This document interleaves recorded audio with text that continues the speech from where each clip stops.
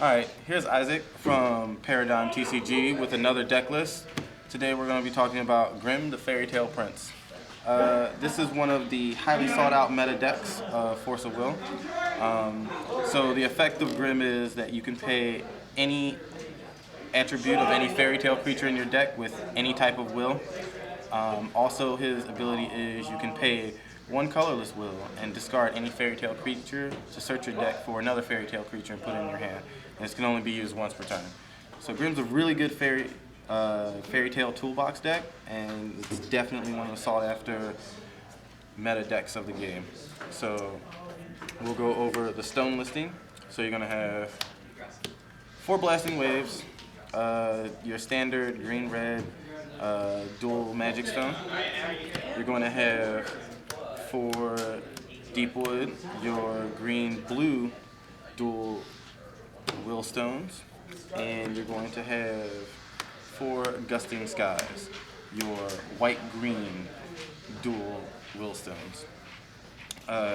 It's 12 mana stones, even though the minimal is 10, just because Grimm kind of plays those 3 colors very, very well.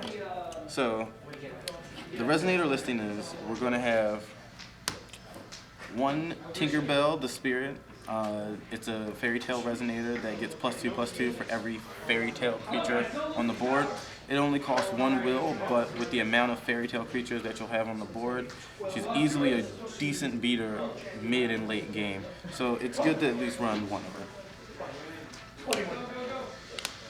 Next, we're going to run 2 Treasure Cats. Normally people would run 4 Treasure Cats, but 2's pretty good in Grimm. You can search her out using Grimm's ability easily, and for 1 blue will, she's easily put on the board turn 1 or 2 to draw you 2 cards to at least put you at an advantage. And obviously she's a good wall to block with for anything else, and she'll go back into the deck and draw you more cards. So next we have 3 Hunter in Black Forest. It's a 1/3/3 with swiftness. It's definitely a good beater start turn 1, especially with it being a fairy tale resonator, and you can easily drop it turn 1 for 300 points of damage to your opponent. So you can easily get in that early game beat. Next we have 4 Elvish Priests. This is the only non-fairy tale creature you'll have in your deck, but because Elvish Priest can produce a green will for you, it's definitely a good will ramp for any Grimm deck. Definitely a good wall at 1 attack and 4 defense, so definitely a good addition for your deck. Next we have 4 Gretel. 4 Gretel is obviously simple staple. You can search her out easily because she's a fairy tale, and when she enters you check the top deck of your stone deck, and if it's a wind stone you easily put it into play. Now all our dual stones hold the wind attribute, so she easily searches for 100% of the stones in your deck, easily ramping you up to set up combo plays for your Grimm deck. Next we run a single Grimm Avenger of Fairy Tales. It's a good one-of because when he enters play, especially if we're playing against anything with darkness, if there's a big threat on the board, definitely remove it from the game. Otherwise, he gives a +2/+2 to an in-game condition to any resonator on your side of the field. We don't run the J-Wooer that benefits from Grimm, but Grimm's a good one-of to have for a 5/5 for 2, and again, he's a fairy tale. Next we run 2 Glinda, the fairy, because 1, she's a fairy tale, obviously, and 2, her enter ability is a target resonator can't be blocked until the end of turn. So when you're going for endgame, just an unblockable resonator straight to your opponent's face is definitely the way to go. Also, she has a good ability that when you banish her, you can cancel a target spell unless the opponent plays 2, so it's definitely a good on-board effect in case things go south. Next we have 2 Rapunzels. 2 Rapunzels are good for the deck because it's definitely a key triggering endgame condition. You use Rapunzel's ability to give a target resonator +2 attack and flying, easily going over anything that's on your opponent's field. Plus her ability allows you to rest another resonator to unrest her, and then allows her to activate her ability again. Also a good combo with Rapunzel is that when she's not suffering from summoning sickness, you can just attack with Rapunzel and then rest another resonator to attack with her again, after previously giving her her own ability of +2 and 4. So definitely an in-game condition, and combined with Glinda, she becomes unblocked. Next we have 2 Athos. Athos' enter ability is searching for a addition resonator in your deck and revealing it and then adding it to your hand. You are not going to use the second ability of Athos because you don't run the resonator that Athos requires, but you're only looking for one particular addition in this deck, and I'll show you in a minute. And finally, your main end condition, you run 4 Hamlet's Pied Piper. Pied Piper says when he enters the field, you rest the target resonator your opponent controls, and it doesn't untap until Hamlet leaves the field. Also, when Hamlet attacks, you rest a resonator, and it also does not unrest until Hamlet leaves the field. So Hamlet's a good knockdown condition for anything with ability, and he's really good at in-game. He's got 10-10, so he easily puts your opponent on a 4-turn clock. So I'll go over the spells, and we have 1 Ratcatcher's Pipe. This is the only addition resonator you're going to be looking for with Athos, which is why we're only running 2. The first ability is that a resonator who holds the Pied Piper gets the activate ability tap it to rest the target resonator.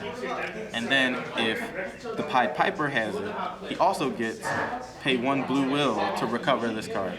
So it's also a good automatic beater for when Hamlet can just swing and then come back and then swing and come back again.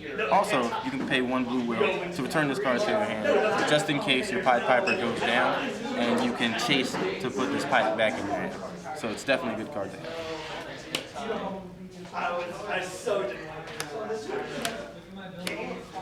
We run 4 Thunders. It's kind of a staple when you're running red, especially with it shutting down just about anything at 500 damage to a resonator or a player or a J resonator. So it's easily a good target, circling around everything. It's definitely a good to have. It's definitely a staple for most any deck that's running red.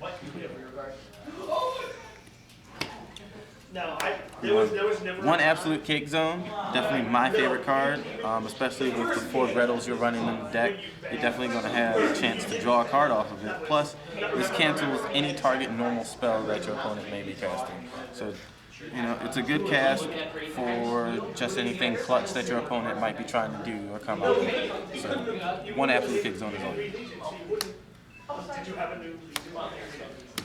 You run 2 Z, just because it's good toolbox for the deck. You don't have the necessary J ruler for it, but the option of 4 different abilities, one being your resonators can't be targeted, you can counter target summon spell, or give your resonators +2/+2 until the end of turn, or being able to shuffle your stones back into the deck because of Bloody Moon's effect. Killing your stones and giving you a disadvantage. So Zeta's definitely a good card to have it too. I wouldn't run any more, only because you want to focus on the main part of the deck.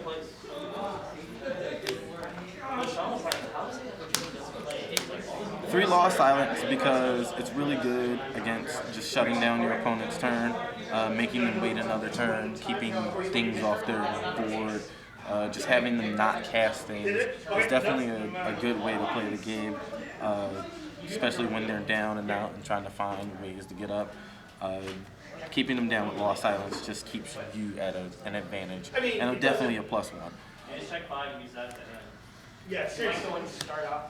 And finally, the card that makes up the deck, Foretell a Fairy Tale. So, it's 3 for searching your deck for any fairy tale resonator and then revealing it to your opponent and putting it in your hand.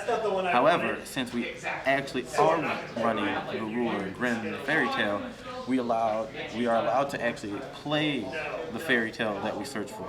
So when we search for Hamlet's Pied Piper or Athos, we can easily drop both of those in the play and just immediately go for in-game condition, or even searching for Rapunzel and just putting her in the play.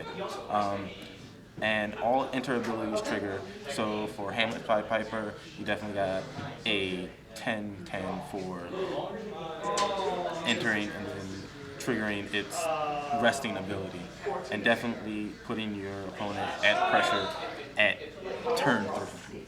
So definitely, Foretell a Fairy Tale, definitely rush into your end game real quick, and with all the ramp that you have in the deck, you're definitely going to be able to overcome your opponent within 5 turns. So that's the deck profile for Grimm, the Fairy Tale Prince. If you have any comments, leave them down below, and like our page and subscribe. Thanks.